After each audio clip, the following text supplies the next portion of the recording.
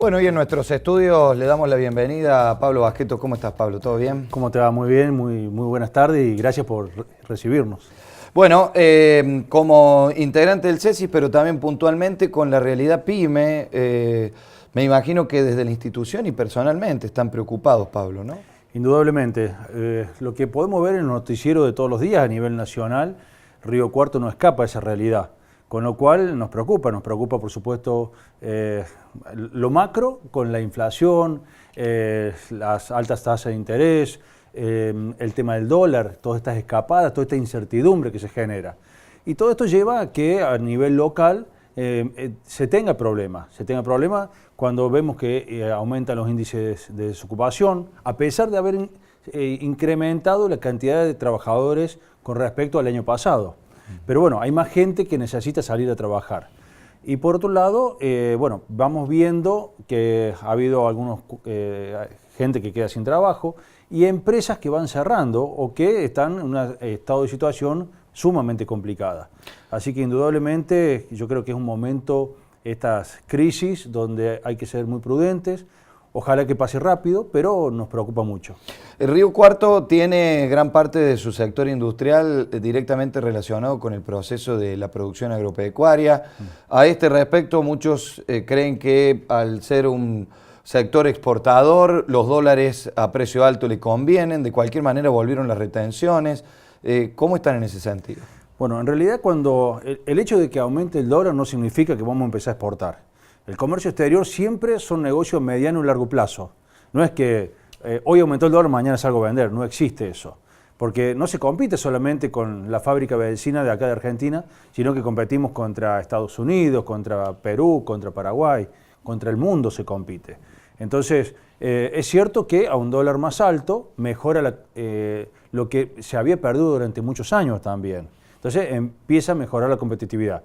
Pero a partir de eso recién se empieza a ver qué es lo que se puede hacer en mediano y largo plazo. Pero es cierto que la pérdida de la agricultura este año, pensemos que el 35% de la cosecha se perdió. A una ciudad como Río Cuarto, que dependemos tanto del agro, realmente nos impacta mucho, porque son 1 de cada 3 camiones no viajaron, no facturaron, las cubiertas, el combustible, los repuestos, es toda una cadena que termina no derramando en el comercio, los servicios de Río Cuarto. Y por supuesto que también afecta a la industria, porque es menos cereal que se puede procesar. Por ejemplo, esta mañana me hablaban de una industria de molinería que está complicada, entonces, porque uno de los motivos es que no consigue trigo. Entonces, realmente nos preocupa a todos este tipo de situaciones, porque no solo quedan trabajadores sin sus puestos de trabajo, son familias que quedan sin su trabajo, sino que inclusive los dueños de las pymes son gente que pasa a ser un desocupado más.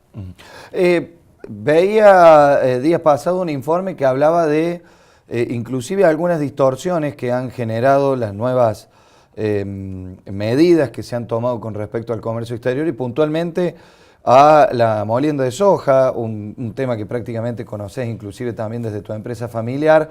El pago a la soja que se exporta como grano es de $266,50 cuando procesado y transformado en aceite o en harina de soja, que Argentina es un líder mundial en esto, termina siendo más bajo, inclusive más allá de que lleve un proceso. ¿Se castiga así también a la industria? Sí, no está favorecido el darle valor agregado, que es lo que tanto se progonó por muchos años.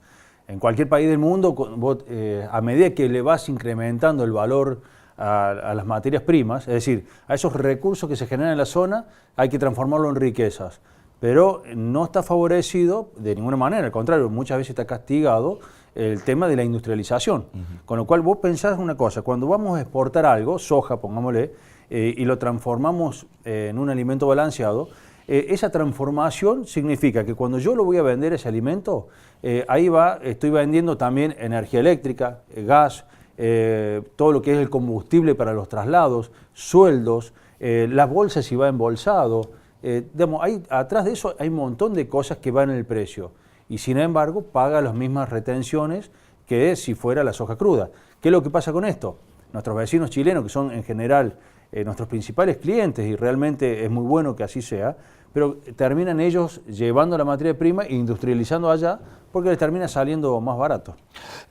¿Cuáles son los otros sectores? Hemos hablado del sector que tiene que ver con lo agropecuario, pero ¿en qué otros sectores ustedes están viendo que está realmente complicado? Porque los índices que veía, inclusive un índice que elaboró el propio CESI meses atrás, hablaban de una retracción de casi todas las actividades. Así es. A ver, por ejemplo, en el sector industrial, de 12 sectores que hay, 9 están con retracción. En la provincia de Córdoba, la UIC sacó esta semana pasada el informe industrial del último mes y, por ejemplo, el 70% de las industrias han caído en su producción.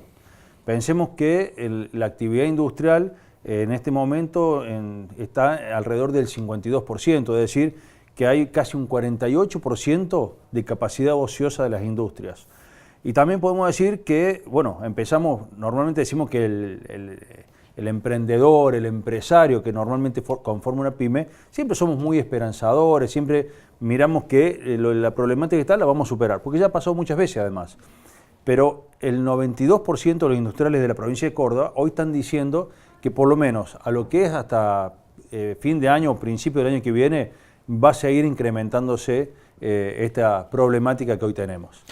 O sea que, y un poco para hacer un balance general, ustedes notan que están en un mal momento y que creen que esto se va a profundizar por algunos meses más. Sí, indudablemente no vemos los motivos por los cuales va a cambiar o por qué va a mejorar.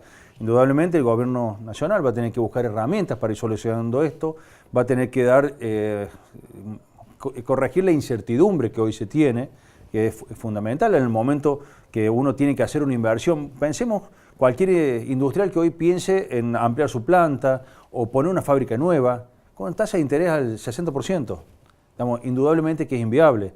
Entonces, normalmente pasa a ser más importante el gerente financiero que el gerente productivo. Y eso no es bueno para ningún sector productivo de ningún país. ¿Cuál es, en porcentaje, creen ustedes, de la gente que ustedes representan en el CESI o de Río Cuarto en general, que cree usted que se ve fuertemente afectado y que lo ve complicado a futuro? Mira, en realidad hay muchos sectores. Nosotros representamos lo que es industria, comercio y servicios. Cualquiera que dé una vuelta por el centro puede ver cuántos locales han quedado desalquilados. Indudablemente son empresas que han tenido que lamentablemente que cerrar o que no pueden volver o se tienen que trasladar a lugares más alejados del centro porque los costos fijos indudablemente no los pueden solventar. Hoy el alquiler, todo lo que es los servicios, los impuestos, la presión impositiva, los costos laborales. Muchas veces nosotros siempre decimos que no el sueldo, pero sí lo que va por fuera del sueldo, el famoso 931, todo lo que son costos laborales que realmente impactan muy fuerte. Sobre todo en un momento donde hay una retracción del consumo importante. Pablo Basqueto, le agradecemos mucho la presencia, aunque sea para mostrar estas cuestiones, para poder escuchar las voces de todos y bueno, ojalá que tengamos novedades en los próximos días. Ojalá que sí. Como te repito, desde el Centro Empresario trabajamos mucho, por lo menos para colaborar con aquellas situaciones que están complicadas. Así que, bueno, aprovechar a invitar, si alguien está en una situación difícil, por lo menos que se acerquen, que nos comenten y si de alguna manera podemos aportar nuestro granito de arena para solucionar un problema, bueno, ojalá que así sea. ¿Con el paro de mañana? Bueno, nosotros lo que decimos que coincidimos con el diagnóstico de muchas de las cosas que las distintas entidades que representan a los trabajadores están manifestando. Lo que no estamos de acuerdo es con la forma de tratarlo, el tratamiento. Entonces, nosotros ante una situación tan difícil como la que se está teniendo, encima ir al paro no nos parece adecuado. Al contrario, tenemos que trabajar porque tenemos que seguir solventando nuestras empresas y a nuestros trabajadores. Entonces, nosotros lo que decimos es, respetamos a aquel que quiera hacer huelga, porque el derecho de huelga está vigente y nos parece que lo tenemos que respetar y es lógico. Ahora, también pedimos que se respete el derecho al trabajo para que el empleador o empleado que quieran hacerlo mañana. Muchísimas gracias. Muchas gracias a ustedes. Marcamos la pausa y ya seguimos con más.